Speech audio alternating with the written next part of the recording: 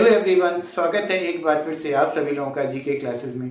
इस वीडियो में हम स्फेरिकल कैपेसिटर के बारे में पढ़ेंगे और उसकी कैपेसिटेंस का फॉर्मूला देखेंगे कि क्या होता है। तो चलिए शुरू करते हैं। चलिए अब स्फेरिकल कैपेसिटर की कैपेसिटेंस निकालते हैं। सपोज एक स्फेरिकल कैपेसिटर दो कॉन्सेंट्रिक हॉलो स्फीयर ए और बी से मिलकर बना है, जिनका रेडियस R1 और R2 है, और कैपेसिटर की प्लेट के बीच का मीडियम एयर या वैक्यूम है। स्फीयर ए को पॉजिटिव चार्ज Q देते हैं और स्फीयर बी को नेगेटिव चार्ज -Q देते हैं, और हमें इस कॉम्बिनेशन का कैपेसिटेंस निकालना है। इसके लिए हमें स्फीयर ए और बी के बीच का पोटेंशियल डिफरेंस पता होना चाहिए। तो चलिए गॉस लॉ का यूज करके ए और बी के बीच का पोटेंशियल डिफरेंस निकालते हैं। इसके लिए हम ए और बी के बीच में एक स्फेरिकल गॉसियन सरफेस बनाते हैं।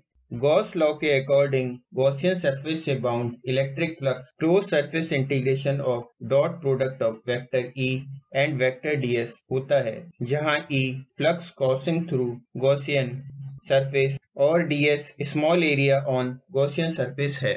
अब क्योंकि Gaussian surface C sphere A और B के बीच में सिमेट्रिकली प्लेस्ड है, तो स्फीयर C पर इलेक्ट्रिक फील्ड यूनिफॉर्म होगी और गॉसियन सरफेस पर सेलेक्ट किए गए किसी भी स्मॉल एरिया ds के लिए वेक्टर E और वेक्टर ds पैरेलल होंगे। तो flux through Gaussian surface E into close surface integration of ds होगी, और close surface integration of ds हमको स्फीयर C का सरफेस एरिया बताता है, जो 4 पाई r स्क्वायर के बराबर है। इसलिए गॉसियन सरफेस से bound flux E into 4 pi r square होगी।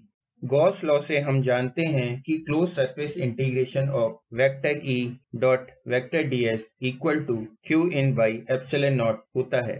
फॉर गॉसियन सरफेस C के लिए close integration vector E dot ds का value E into 4 pi r square है। तो इस वैल्यू को इक्वेशन में रखने पर E into 4 pi r square q in by epsilon not के बराबर होगा।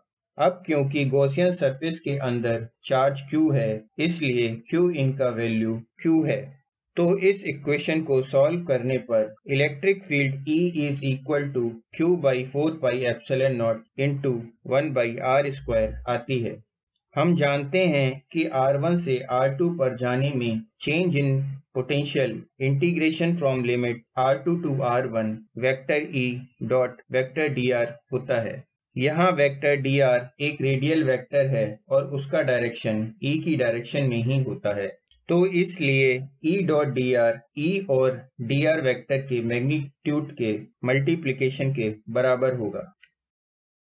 अब इस इंटीग्रेशन में E का वैल्यू रखते हैं, तो A और B के बीच का potential difference negative integration from limit R2 to R1 Q divide by 4 pi epsilon naught r square into dr आता है।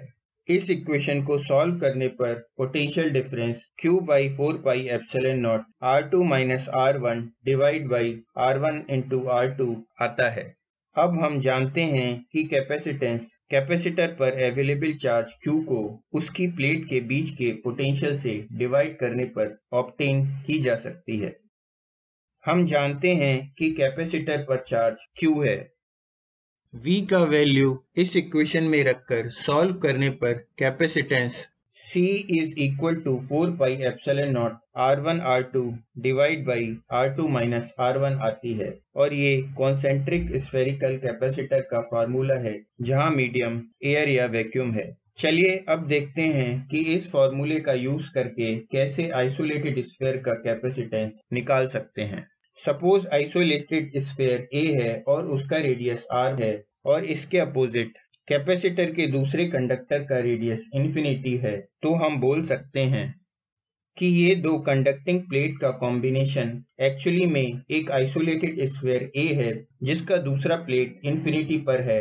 तो इस कैपेसिटर की कैपेसिटेंस निकालने के लिए कॉन्सेंट्रिक स्फेरिकल कैपेसिटर के फार्मूले C is equal to 4 pi epsilon naught divide by R2 minus R1 into R1 into R2 में R2 is equal to infinity और R1 is equal to R है। R1 और R2 का value equation में रखकर solve करने पर capacitance C is equal to 4 pi epsilon naught into R आता है। ये स्फेरिकल कैपेसिटर जिसका रेडियस R है उसका कैपेसिटेंस है। आज के लिए बस इतना ही।